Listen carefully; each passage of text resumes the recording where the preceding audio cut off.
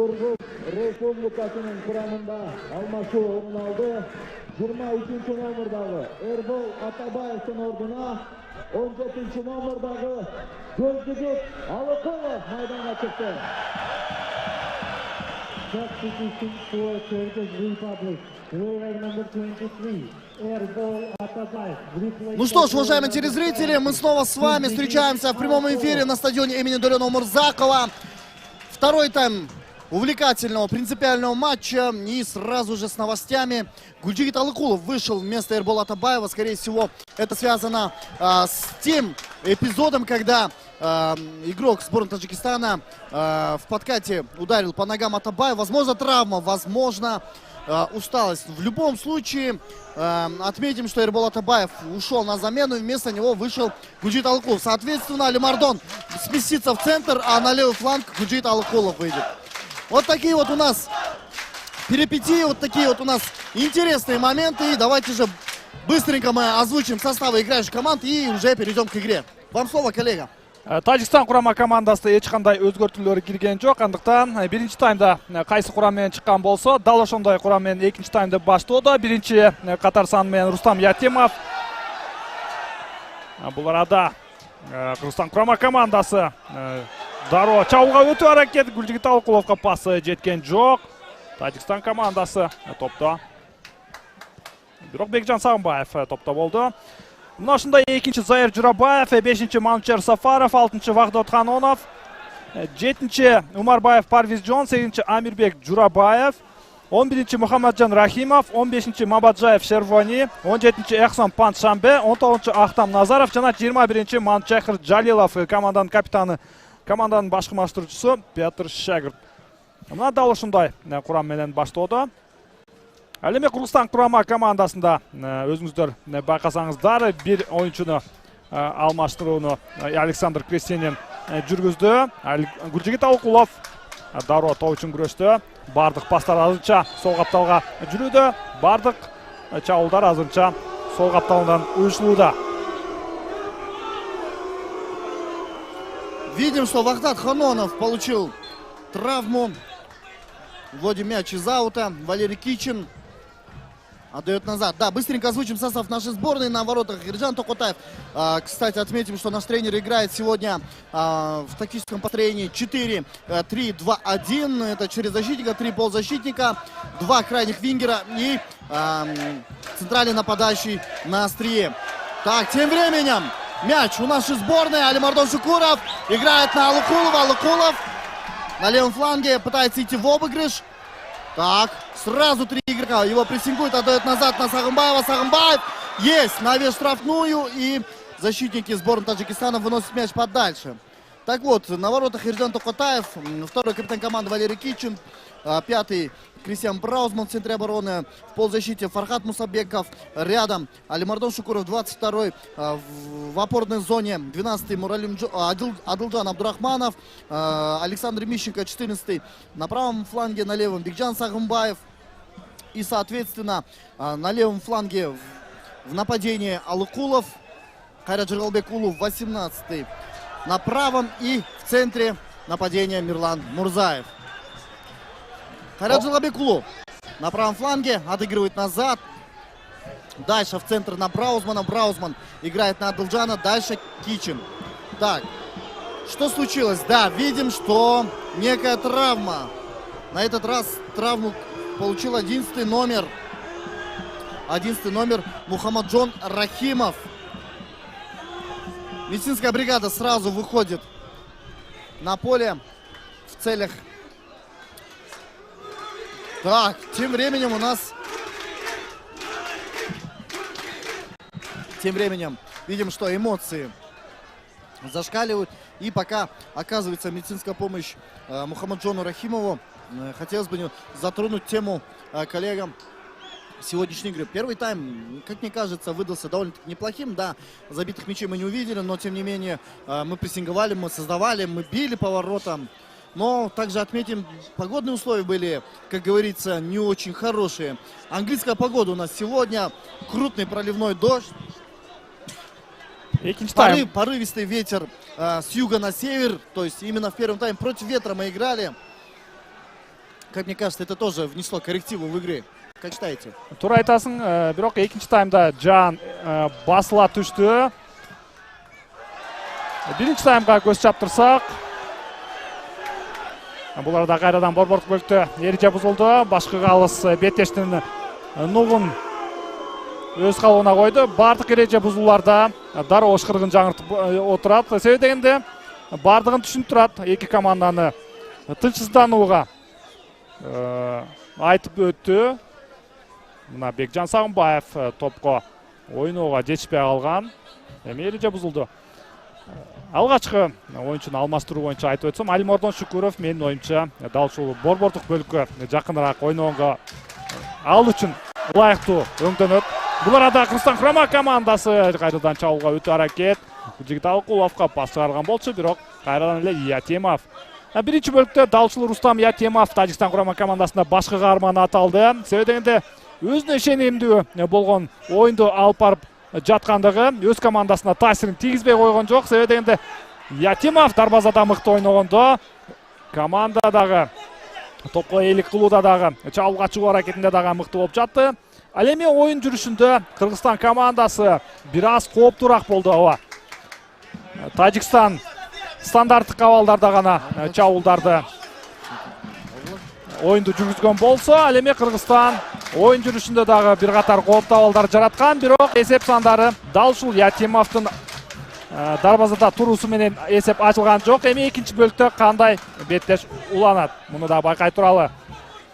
Сол капталда Тажикстан айпанчасына пас жеткен жок. Кайрадан борбордук бөлүккө Адилжан Абдурахманов топто биринчи болду, бирок кайрадан экинчи тем менен Тажикстандын чабуул айпанчасына пас. Валерий Кичин топто биринчи. Выносит мяч, подача Валерий Кичин. Мяч у нашей сборной. А Шумкар будет водить мяч из аута. Быстренько вводит мяч из аута. Теряем мяч. Сборная Таджикистана с мячом. Снова здесь на подстраховке сыграл Фархат Мусабеков. Отдает длинную передачу на Алыкулова, но совсем не точно. В последней игре, кстати, тем временем таджикская сборная с мячом. Пас налево. Длинная передача по левому флангу. Здесь Браузман. Норс кубогунда дал ушул Просто проводил мяч. В принципе, так и нужно было сделать.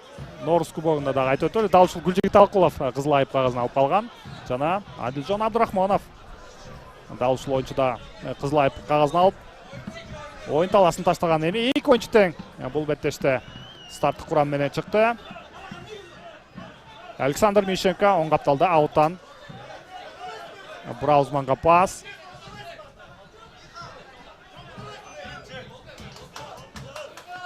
С мячом Ахшумкар. Пас на левый фланг. Гульджигит Алыкулов обрабатывает мяч.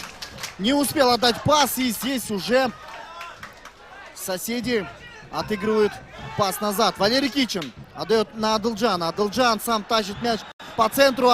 Озирается, отдает пас на Мищенко. Мищенко подключается. Есть на штрафную. Но здесь успевают защитники соперников накрыть мяч. Высокий прессинг играют наши игроки. Да, нужно обрубать все вот эти попытки игры в контратаку. Нужно прессинговать, нужно давить. И подключается здесь Эрджан Токотаев. Отдает пас на Браузмана. Браузман не спеша ищет варианты. Дальше вперед на Джергалбекулу. Кайрат с мячом. Кайрат Джергалбекулу играет на Мусабекова. Снова на Браузмана. Браузман подключается, играет на Адылджана. Он находится в прессинге. И здесь пришлось ему отыграть через оборону. Кичин. Кэп с мячом. Длинная передача на правый фланг. Подключается здесь Мищенко. И аут. Да.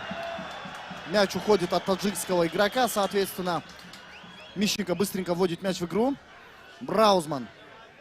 Пока что, да, контролируем игру. Держим мяч, но продвижение последние 2 минуты мы пока что не видим. Все завязло в позиционной игре. Кайрат Джералбекулу с мячом отлично уходит, отдает на свободного Мусабекова. Мусабеков озирается, ищет варианты. Играет здесь на Алыкулова. Алыкулов с левого фланга пытается прорваться.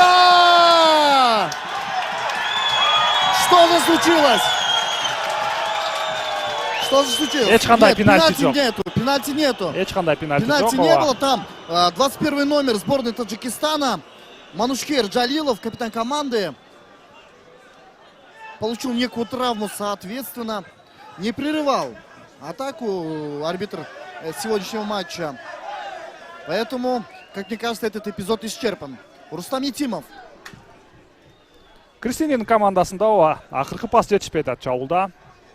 Дал ушундай талапты аткаруу үчүн Гүлжигит Алыкулов талаага чыкты. Ал эми Алимардон Шукуров талаанын ортоңку бөлүгүндө оюнду жүргүзөт. Балким дал ушул Шукуровдун вертикалдык пастарды күтөбүз. Ал үчүн Гүлжигит Алыкулов жана Мирлан Мурзаев өзүн сунушташы керек. Кайра Жыргалбек уулу кайрадан анын пасы таамай болгон жок. Бирок акыркы аягына чейин күрөштү. Чабууланат.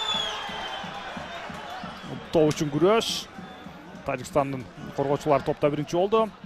Жалилов жана Фархат Мусабеков прессингти баштады. Оң капталдан алыска чыгарылган топ. Бекжан Самбаев абада күрөш. Жана топта биринчи болду, бирок кайрадан эле Тажикстан топто.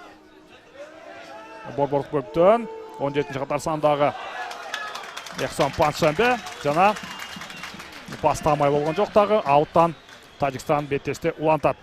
Дал ушул Дөлөн Өмүрзаков атындагы стадионда эки команданын акыркы беттешин эстеп коелу. 2019 жылы дүйнөлүк чемпионат 2022 жылкы тандап алуу оюндарында дал ушул эки команда бири-бири менен кескилген болчу. Анда бул арада Тажикстан курама командасынын чабуулу Манчехр Жалилов, Бекжан Самбаев кандай мыкты ойноду. Жана Александр Мищенко топту алыска узатты. Бул алгачкы коргоочуларыбыздын позициондук катасы десек болот. Туура эмес жайгашкандыктан Тажикстандын чабуулу уланды. Балким дал ушул Манчехр Жалилов алгачкы топко тийүүсү менен сокку узатканда Эржан Токотаевдин дарбазасында кооптуу абал жаралмак. Алимардон Шукуров талаада жаракат алып калгандай, бирок ордунан турду. Эми топту кайрадан башкы алыс. Ооба, абадагы күрөштө Багдат Ханонов менен күрөштө Алимардон Шукуров жаракат алып калган. Бирок эч кандай эли жакатталган жок. Жана Тажикстан топ менен оң капталдан чабуул. Валерий Кийчин топто биринчи. Башкы калыстын ышкырыгы жана Кыргызстан курама командасынын алгачкы оюнчусу сары кагазын алып отурат. Адилжан Абдрахманов 12-катар сандагы оюнчу. Биздин курама командасында бул беттештеги алгачкы сары кагазын алды. Вторая карточка у Абдрахманова на этих отборочных играх. Получил он желтую карточку, но первая в этой игре. До этого игроки нашей сборной еще не получали карточку. И, соответственно, стандартное положение у мяча 17 номер полузащитник Эхсон Паншанбе. Именно он сейчас будет навешивать штрафную. Навес на дальний фланг. Борьба на втором этаже. Хадонов и Адылджан Абдурахманов выносит мяч на угловой. Ну да, в этой ситуации, конечно, другого выхода не было. Угловой у наших ворот. Помнится, в первом тайме в начале матча сборная Таджикистана начинал матч именно с углового. Такая вот маленькая аналогия. Посмотрим, что будет в данном эпизоде. Еще раз разберем вот этот эпизод с выносом мяча. Да, Багдат Ханонов назад скидывал. И, соответственно, хорошо, что Адылджан Абдрахманов в этом эпизоде оказался именно там. И смог нейтрализовать угрозу. Угловой у наших ворот. Звучит свисток, навес штрафную площадь. Выносит Валерий Кийчин мяч подальше. В аут. И, соответственно, с аута игроки таджикской сборной будут начинать матч. Бул арада бурчтан чыгарып берүү сандары боюнча 3-3 3 жолу Кыргызстан курама командасы жана Тажикстанда дагы 3 жолу бурчтан чыгарып берүү орун алды. Бирок бул стандарттык абалдардан эч кандай кооптуу абалдар жаралган жок. Мына дал ошондой бул эки команданын акыркы беттешин дагы эстеп коелу. Анда 2019 жылы тандап алуу оюндарында 1-1 эсеби катталган голдун автору Давроджан Эргашев Тажикстандан жана бизден Тамирлан Козубаев киргизген болчу. Бул эки оюнчу тең. Бүгүнкү беттеште жок. Давроджан Эргашев курамда жок болсо, бул арада Гүлжигит Алыкулов сол капталдан кирип баруусу жана пас берүүгө же сокку узатууга эч кандай мүмкүнчүлүк болгон жок. Багдат Ханонов топто биринчи болду. Адилжан Абдрахманов ардан топто биринчи. Браузман топто. Александр Мищенко өзүн сунуштайт. Оң капталга пас. Эми гана топ Мищенкода. Кайра Жыргалбек уулу Farhat Musabekov эми гана топко ээ болду, бирок топко жеткен жок. Тажикстан контр чабуулга чыгуу аракети, бирок Александр Мищенко бул кол чабуулар дал ушул коргоочуга арналат. Акыр аягына чейин ойноду дагы. Топту аутка тепти эми Тажикстан топ менен.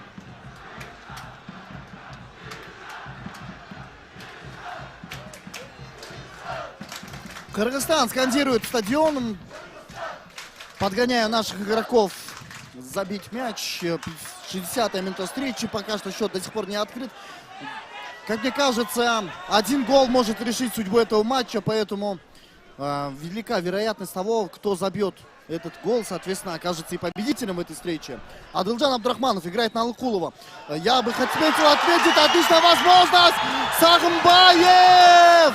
Поспешил Сагымбаев, поспешил. Мне кажется, нужно было еще оттянуть, а потом уже прострелить, чтобы наши игроки успели выбежать в штрафную. Но, тем не менее, все было довольно-таки перспективно в этом эпизоде. Защитники сборной Таджикистана с мячом играют здесь пас на Амирбека Журабоева. Журабоев под прессингом вынужден отдать назад. Пытается сейчас Зоир Журабоев. Играет здесь уже на левый фланг. Впереди здесь у нас Кайрат Журалбекулов в прессинг здесь.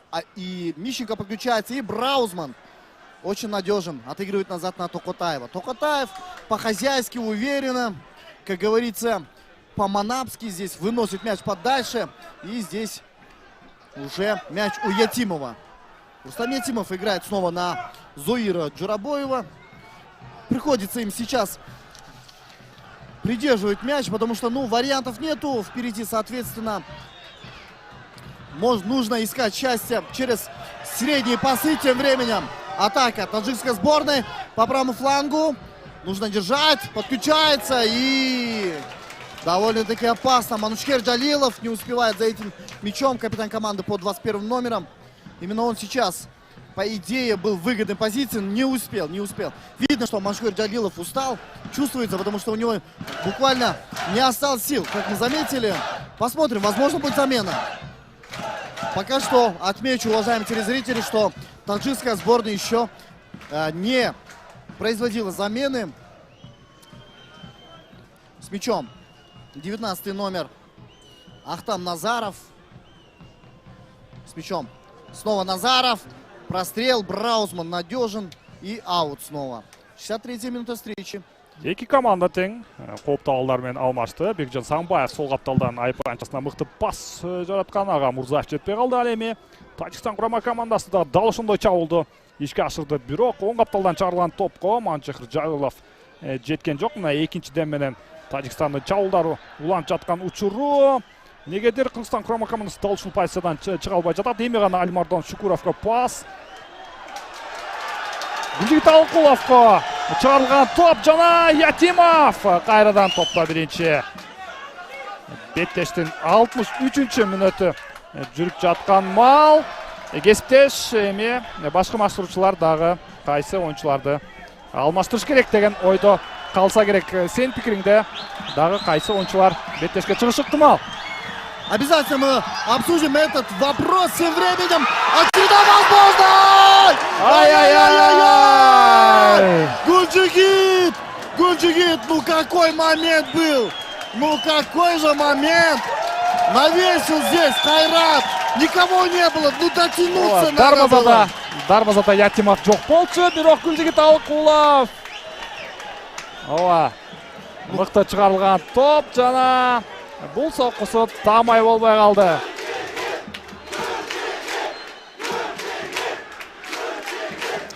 Да, немножко расстроен Гульджигит, но я бы сказал Гульджигиту: не расстраивайся, Жига, будут моменты, нужно играть, нужно стараться.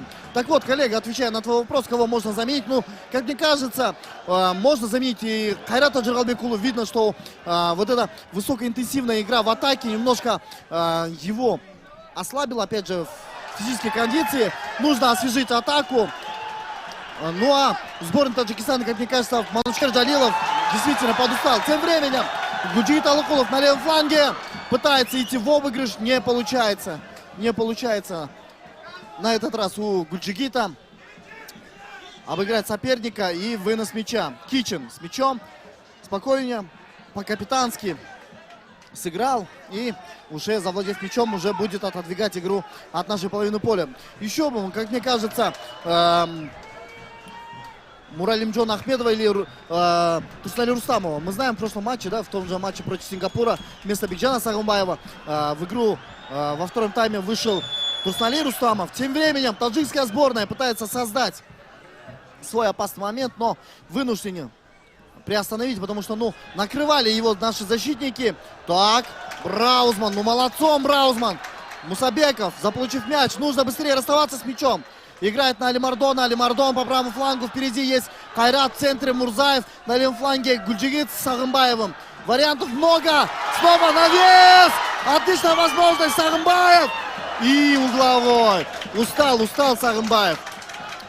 Сагымбаев анын жанында Гүлжигит Алыкулов ачык эле, балким пас берүүгө дагы жетишпей калды. Мына дал ушул кайсы оюнчуларды алмаштырууга деген суроого дагы футболчулар өздөрү дагы жооп берип коюшу дагы толук мүмкүн. Мына балким Бекжан Сагымбаевдин ордуна дагы Кайрат Изаковду дагы чыгарып коюшу толук ыктымал. Стандарт кабалын бурстан чыгарып берүү. 4-3 Кыргызстан курама командасы үчүн чыгарып берилген топ. Ятимов. Топта биринчи болду. Вакыт Отхановдун кандай чуркап барганын көрүңүздөр. Эми кайрадан бурстан чыгарып берүү. Угловой. Мына оюнчу алмаштырылат. Угловой замена. Мирлан Мурзаевдин ордуна Эрнест Батырканов 9-катар сандагы оюнчу. Алга командасы оюнчусун Абчата командасынын чабуулчусу алмаштырылат. Мирлан Мурзаевге кол чабуулар. Жаракатынан жаңы гана айыгып бул беттешке чыкты. Эми Эрнест Батырканов Сингапур менен болгон беттеште старттык курамда чыккан. Эми экинчи беттешке Мьянма менен болгон беттеште чыккан эмес. Бүгүн чыгып отурат Кичин. Топто биринчи болду Абдрахманов. Сокку Ятимов. Кайрадан дарбазачы өз ордунда. Как мне кажется, здесь Кайрат Жырлыбекулов должен был пробить в противоположный угол, в левый угол, а не в ближний, потому что Ятимов находился рядом с ближним углом, и углом, соответственно, ему было легче достать этот мяч. Пас на Токотаева. Токотаев, 68-я минута встречи, пока что счет по-прежнему не открыт. Отличная передача издалека. Отличный пас. Первый пас, я бы отметил, Токотаева. И у Браузмана сегодня длинные передачи отлично получаются. Валерий Кичин, конечно, они всегда качественные. Жогорку прессинг дароо Эрнест Батырканов баштады. Как говорится, защита начинается с нападающего.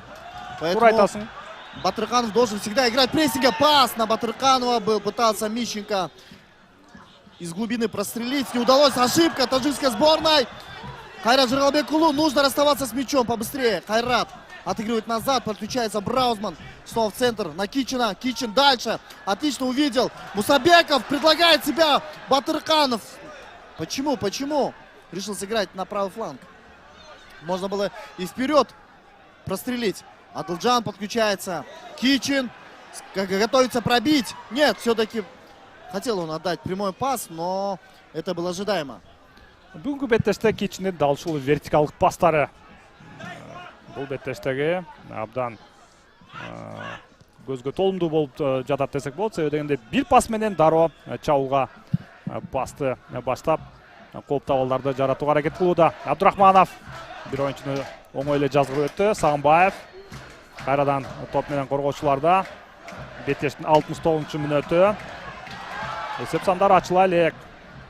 Азырынча бул мүнөттөрдө көбүрөөк Кыргызстандын топ карамагында болуп жаткан учуру. Тажикстан үчүн чабууга чыгуу абдан оор болууда. Алкулов акыры айына чейин күрөштү дагы. Топ менен эми Тажикстан ауттан гана оюнга кошот.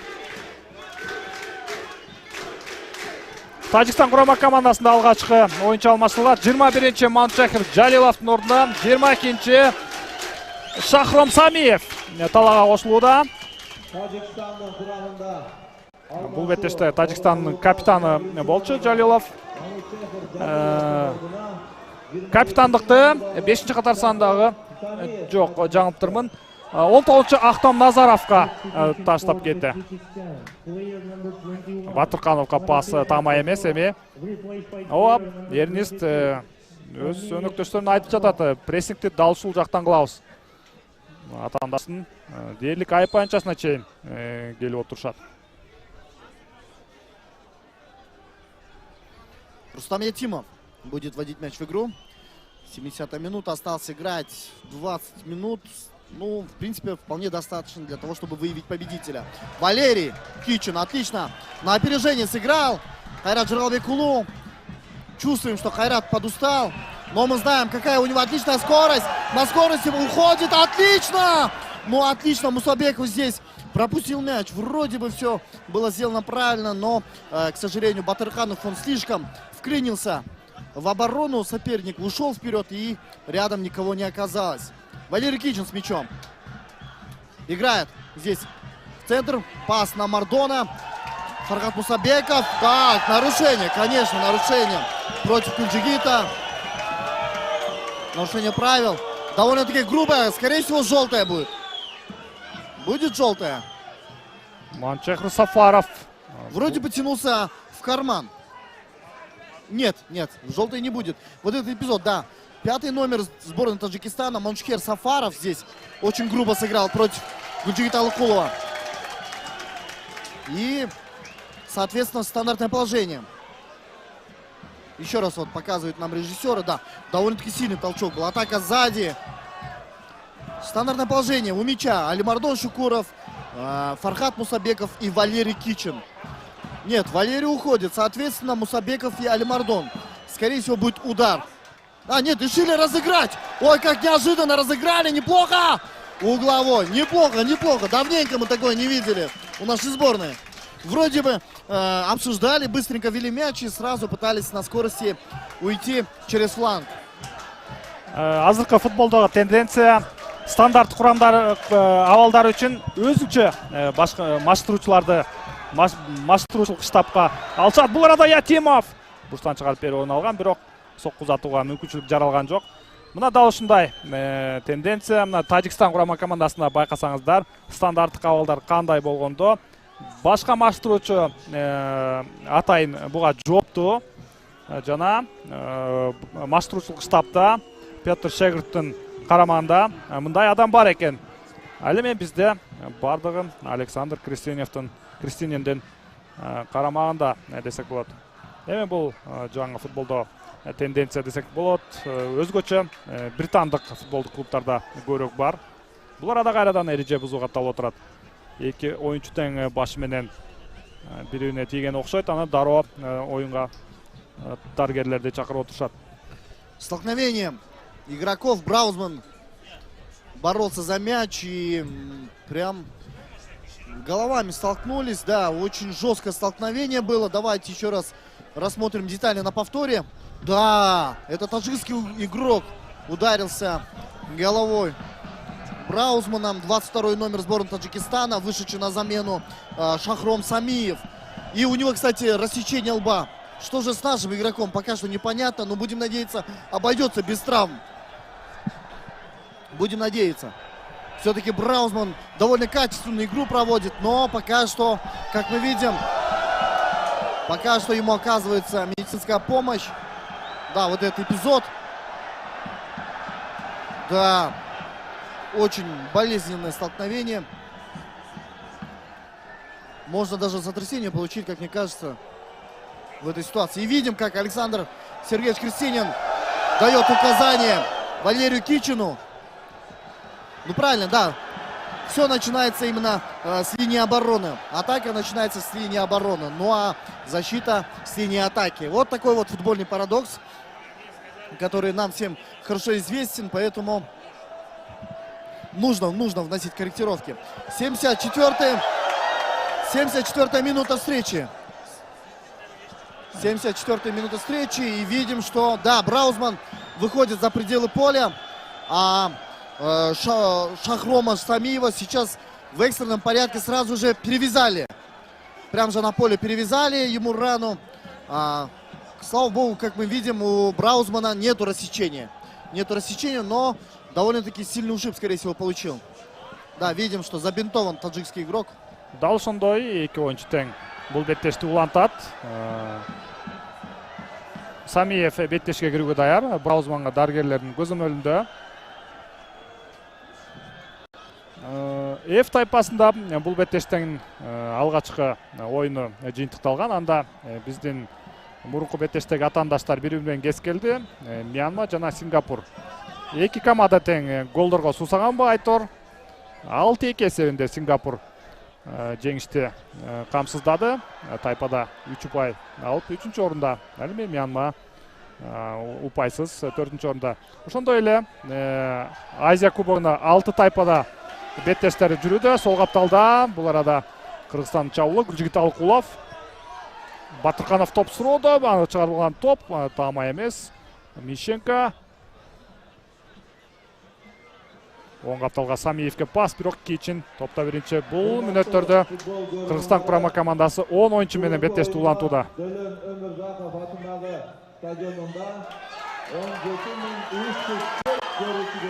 Гүлжигит Алыкулов сол капталда бир оюнчуну жазгырып өттү.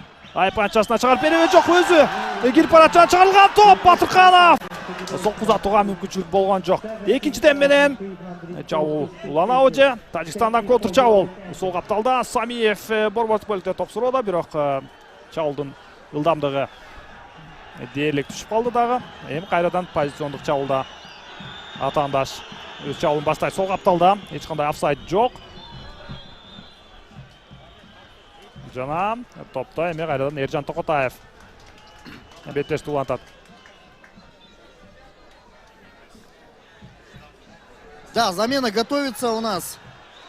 Об этом чуть позже. Тем временем Фаргат Мусабеков играет на Хайрат Жиралбекулу. Ошибается Хайрат.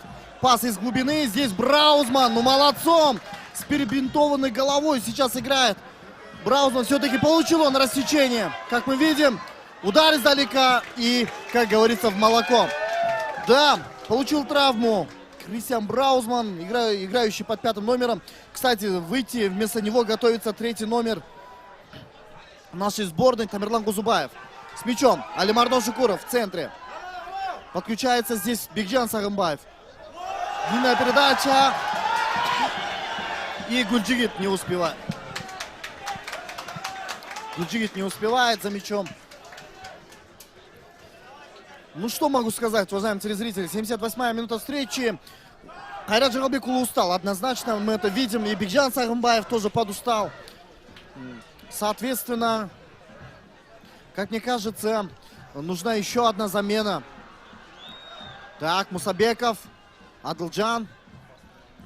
Оюнчулар алмаштыруулар боюнча дагы айтып өтө. Эң жакын арада эле FIFA тарабынан жаңы чечим чыкты. Эми бардык беттештерде 5 оюнчу алмаштырууга уруксат берилет. Чыгарылган топ айып панчасына, бирок Эрнис Батырканов Ятимовдон атайын футболдук ыкмалар. Бул эми убакытты созуу боюнча 78-чи мүнөт гана. Ятимов мындай азырынча кереги жок. Борбордук Азиядан Азия кубогуна Өзбекстан, Тажикстан жана Кыргызстан, бир гана Түркмөнстан Азия кубогуна жолдомо алуу мүмкүнчүлүгүн жоготту. Эми Борбордук Азиядан 3 өлкө 2023 жылы финалдык баскычта беттешти улантат. Ошондой эле Казакстанды дагы өтөлү. Европада Улуттар лигасында дагы сенсацияларды жарап жатат. Бул эми кесиптеш Борбордук Азиядагы футболдун кандай бир тепкич болсо дагы кадам-кадамдап футболдун өнүгүүсү десек да болобу? Да, конечно, безусловно, на региональном уровне центральноазиатские команды добиваются очень неплохих локальных таких успехов, но главное, чтобы эти успехи были постоянными, а не такими отдельными вспышками. Вернемся к матчу. Фаргат Мусабеков отдает прострел. Нет, не успевает. Накрывает его пас защитники сборной Таджикистана. И угловой. Угловой тоже неплохо. Это тоже шанс. Это тоже отличная возможность. Будем надеяться, что именно в этом эпизоде мы получим отличную возможность. Алимардон Шукуров у мяча. Навес штрафную площадь. Борьба! Ох, какой момент! Не успел Рустам Ятимов, никого в центре не оказаться, кто бы подставил ногу, либо голову, нет. Ну, возможность была шикарная, конечно. Рустам Ятимовтың бұл беттестегі алғашқы қатасы десек болады. Ова, топқа ешқандай ойнаған емес. Эрнис Батырқанов мына дал ушундай борбордук чабуучунун дал ушул ойыны ушундай болушу керек. Кичин выпрыгивал, не успел. Вот немножко рано выпрыгнул, не достал до мяча, но возможность была очень хорошая. Ятимов с мячом. Ятимов будет вводить мяч в игру. Вынос мяча. Борется здесь Кичин. Так. Таджикистан с мячом. Снова вынос мяча. И здесь, как мы видим, Браузман играет в прессинге. Так. Бекжан Сагымбаев. Нужно уходить. Отлично. Сагымбаев с мячом. Снова длинная передача по центру на Батырканова. Нет, не успевает Батырканов. Ошибается здесь второй номер Зоир Джурабоев. Нужно прессинговать.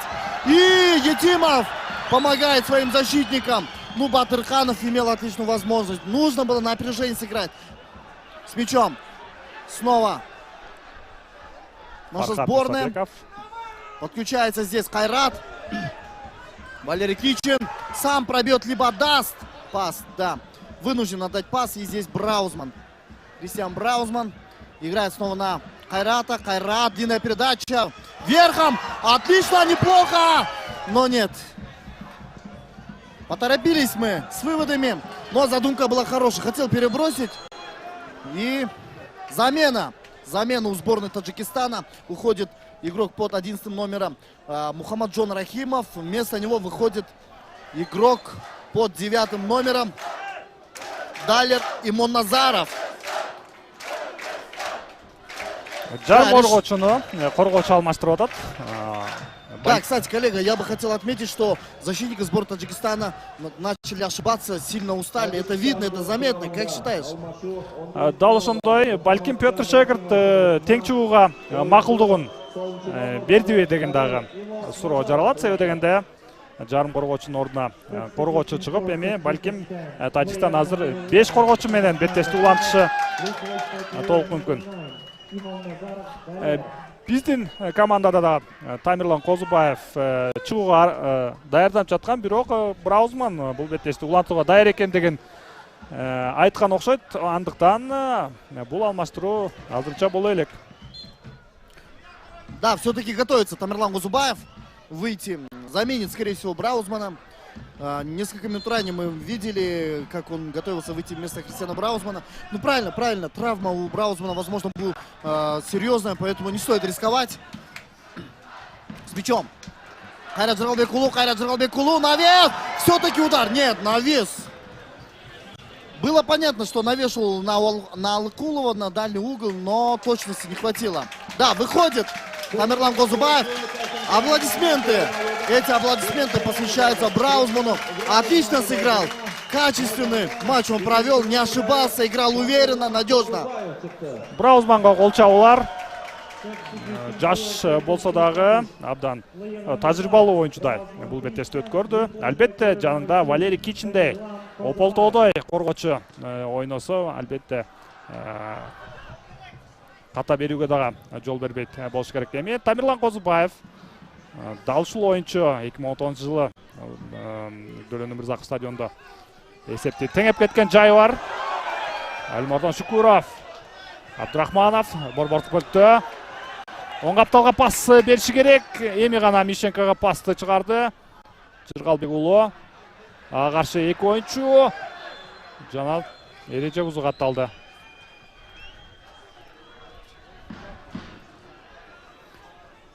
Да, вот прям сцепились на правом фланге Кайрат Жиргалбекулу и 8 номер сборной Таджикистана Амирбек Джурабоев. И стандартное положение. Таджикистан с мячом. Аут, неточный пас. Мяч у нашей команды. Быстренько вводит мяч в игру. Адылжан Абдурахманов играет в центр на Кичина. Валерий Кичин. Снова на Абдурахманова. Абдурахманов можно сыграть направо. Подключается Мищенко. Пас на Мищенко. Можно навесить. Нет, решил сыграть через Кайрата. Кайрат. Пас низом. Зачем низом? Навешивать надо, Кайрат. Пытается идти в обыгрыш. Да, пока что удается. но устал. Ох, какой тонкий пас, опасный момент. Угловой. Но чувствуется, устал. Кайрат. Заменит ли Александр Крестинин Кайрата Жыргалбека Улу? Тамирлан Козубаев. Даушул авалды колдонуш керек. Да, помним прекрасный гол Тамирлана Козубаева в матче против Туркменистана. Помнишь, когда он забил здесь же, на нашем домашнем стадионе, тот единственный гол. Кайрадан чыгарып берүү жана Ятимов өз ордунда. Тамирлан Козубаев 83 мүнөттө Тажикстан менен болгон беттеште эсепти теңеген болчу. Биздин беттеште 85 мүнөт жүрүп жатат. Эрнис Батырканов тоо үчүн күрөштө. Алдыга чыгарылган топ. Эржан Токотаев өз ордунда. Самиев бутун алышы керек. Алышы керек эле. Азырден Эржан жаракат алып кала жаздады. Тамирландын алгачкы топко тийүүлөрү катага жол берген жок. Абдурахманов.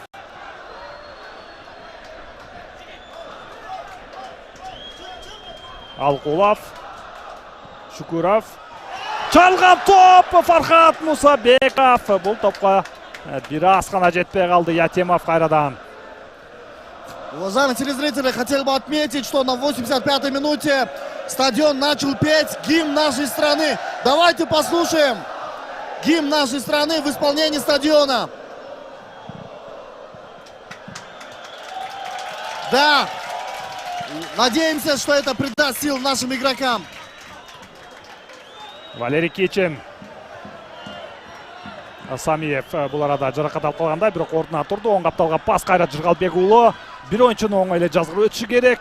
Бирок мал менен эки оюнчу Гүлжигит Алкулов жок, ал сол капталда болчу. Эрнис Батыркановдун соккусу жана бул сокку тагмай болгон жок.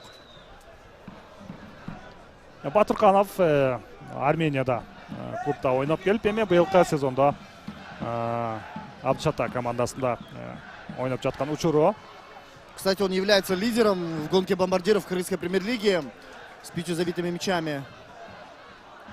Но пока что за сборную еще не отметился, а именно в этих играх.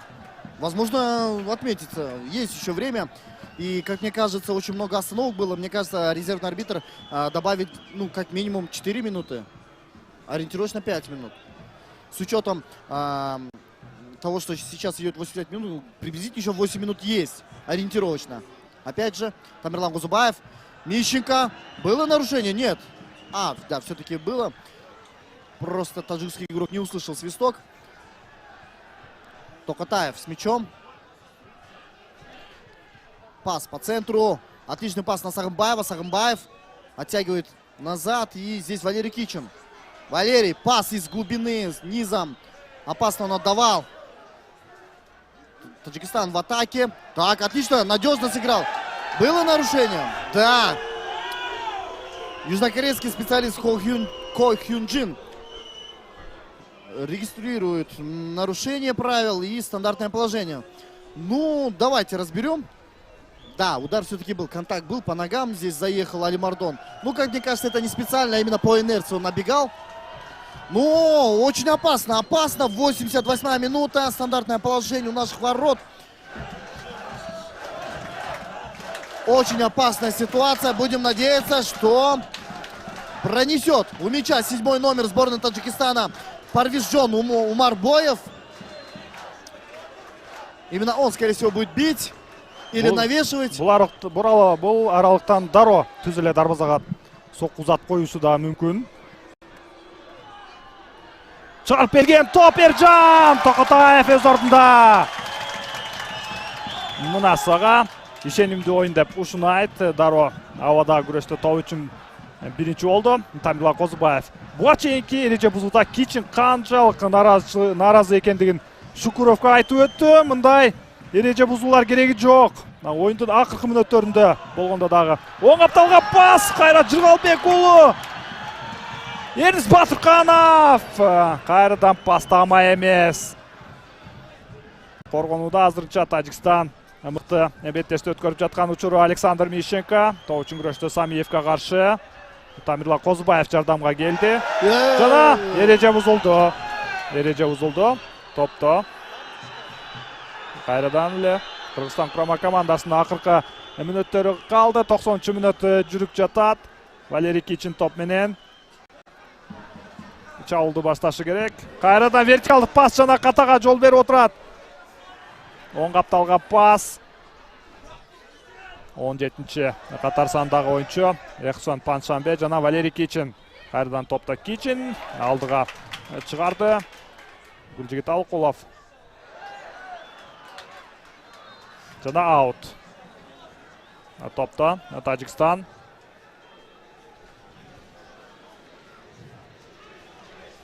Резервдик калыс 5 мүнөттө кошумча берилет экендигин даярдап жатат. Ауттан Тажикстан топ менен Паншамбе. Айпанчасында топ Кичин. Кайрадан топта биринчи жана эч кандай бурстан чыгарып берүү орун алган жок. Ооба, 5 мүнөт кошулду. Валерий Кичин чарчап калгандай. Мындай нерсени көргөзбөш керек, атандашка туруш керек, акыр аягына чейин ойнош керек. Алдыда 5 мүнөт бар. Козубаев. Оң капталга пас. Нужно, мне кажется, заменить, освежить правый фланг. Как считаешь, коллега? Потому что, ну, видно, что Кайрат Журалбеку набегался, устал, физически подсел. Алмазбеков. Дайыр. Алмашуга чыгарса болот. Бирок азырынча Кристинин андай чечимди чыгарган жок. Борбордук бөлүктө топ үчүн күрөш эч кандай эреже бузуу жок. Тажикстан топ менен. Мабачаев, Шервани. Тажикстан курама командасында 3 голдун автору. Бул тандабалуу оюндарында. Первая минута добавленного времени уже позади. 5 минут добавил, напомню, резервный арбитр Александр Мищенко с мячом на правом фланге. Из аута будет подавать. Пас на Кайрата. Мищенко дальше забрасывает вперед. Здесь подключается Эрдис Батырханов. Да, пока что мы не создаем моменты пока что. Ну, будем надеяться. Есть время, в принципе, пока торопиться с выводами мы не будем. Еще нам играть 3 минуты. Манушкер Джалилов отдает пас. Нарушения не было. Ну как же так? Ну не было же, товарищ судья. Непонятно. Да, нужно разобрать этот эпизод, как мне кажется. Потому что, ну, все происходило так быстро, что есть некие сомнения у меня. Недоволен и Александр Крестинин. Мне кажется, в этом эпизоде мы с ним оба солидарны. Да, вот отдал пас.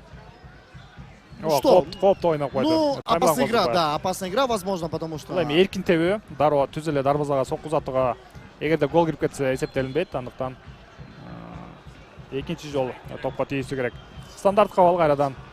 Мында эми Эхсон Паншамбе 17 катар сан менен стандарт кабал. Чыгарып берилген топ. Эч кандай коптабал жаралган жок. Эржан Токотаев топты оюнга кошот. Алдыга чыгарды.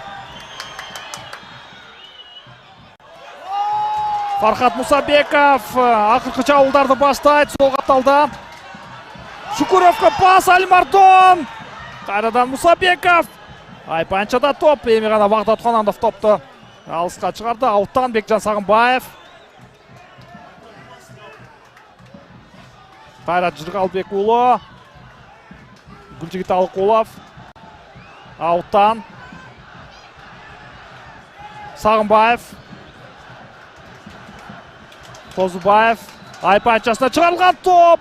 Жок, кайрадан Тажикстандын коргоочулары өз ордунда. Мищенко. Чыгарылган тобу жана Рустам Ятимов. Топто биринчи.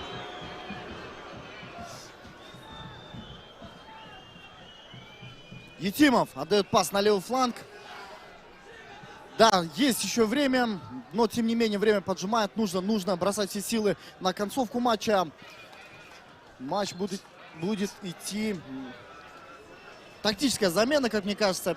Зная, что по забитым и пропущенным Таджикистан в случае ничьи может выйти вперед, Петр Сегерт решил заменить в конце добавленное времени. Уходит 7-й номер Парвизжон Умарбоев. Вместо него выходит Нуриддин Хамрукулов. Тактическая замена, чтобы потянуть время. Ну, в принципе, понятно. Валерий Кичин борется за мяч. Подключается Хайрат Джалабекулу. Батырканова свалили, но нарушений нет. Вахтот Ханонов. Длинная передача на правый фланг. Аут. Мяч у нашей команды. Бекжан Сагымбаев должен быстренько разыграть. Быстренько разыгрывать. Это нарушение. Это нарушение. Да, нужен длинный навес. Либо быстренько разыграть. Алимардон у мяча. Алимардон. Да, все-таки будет длинный навес. Алимардон Шукуров у мяча. Ждем свисток. Ко Хюн Джуна. Ну, нужно давать. Все идут в штрафную площадь. Навес, штрафную площадь. И Ятимов выбивает кулаками. И здесь Мищенко. Ешқандай қаттыға жол бербеш керек ова. Ержан Тоқотаев. Бұл жерде қалсын ышқырығы жана. Ятимов жарақат алып қалды. Что же с ним было? Он же выходил, выбивал кулаками. Непонятно. Чыгарып берген топто дал ушул абада күрөштө Ятимов топко биринчи ойногон бутун кармап калууда. Кайталоодан көрөбүз. Ооба. Тамирлан Козубаев топко жетпей калгандагы.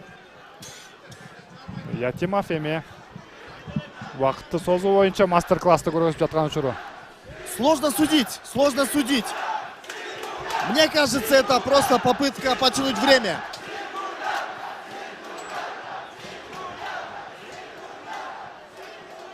Ну, прям жесткого столкновения я не вижу. Возможно, да, какая-то травма, но чтобы прям так, ну не знаю. Жерге конууда бир буту менен. Да, возможно, при падении, но давайте еще раз.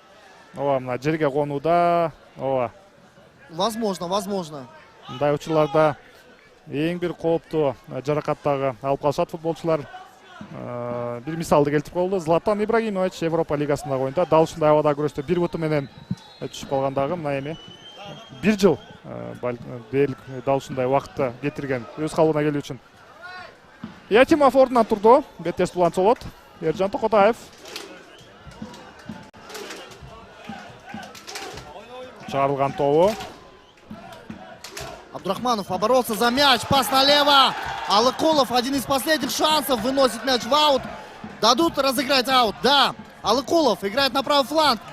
Бекжан Сагымбаев. Сагымбаев навешивает штрафную, но нет, не дополучают наши игроки этот мяч. И снова Мищенко.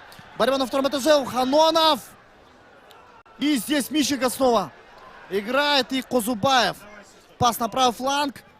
Нужно доиграть эпизод, и мне кажется, это все, потому что уже вторая минута идет после добавочного. Да, все, звучит финальный свисток, уважаемые телезрители. Этот матч завершается ничейным результатом 0-0. Таджикистан выходит с первого места, мы выходим со второго. Ну что могу сказать? Имели моменты, да, создавали, но, как мне кажется, после ухода Атабаева как-то не особо успешно у нас все клеилось. Но в любом случае, ребята, парни выложились на все 100 в отдаче, самодаче вопросов нет, только не повезло с забитыми мячами. Но все это уже пройденный этап, будем готовиться к Кубку Азии. Урматтуу көрөрмандар, ошентип Кыргыз Республикасынын командасы эң негизги максатты ишке ашырды. Азия кубогунун финалдык баскычынын чыга алды. Бул эми 7 упай менен F тайпасында экинчи орунду камсыздап, эми 2023 жылы өлкөсүнүн атынан Азия кубогуна чыгат. Бардык оюнчуларга кол чабуулар, башкы маштыруучу Александр Крестинин дагы ыраазычылык билдирүүдө. Эми Кыргызстан экинчи рет өз тарыхында Азия кубогуна чыгат. Ал эми Тажикстан өз тарыхында алгачкы ирет чыгып отурат. Ну что ж, уважаемые телезрители, пришло время прощаться. Все эти дни мы с вами смотрели, болели, радовались за нашу сборную. И, конечно же, самым логичным таким результатом стал выход нашей сборной, досрочный выход нашей сборной на Кубок Азии. Все у нас впереди у нас большой турнир. Ну, будем ждать победы нашей сборной. Ну, а для вас сегодня работал техническая, творческая группа телеканала Кыргызспорт ТВ все эти дни. А также комментаторы этих матчей: Эркин Абдулаев, Улугбек Салиулу, Бахтияр Кадралиев, Азамат Асылбашев. И сегодня для вас работали я, Адилет Тимирланов, и мой коллега Адилет Керимбеков. Увидимся, услышимся на полях Пока-пока. Futbolda görüşkөнчө.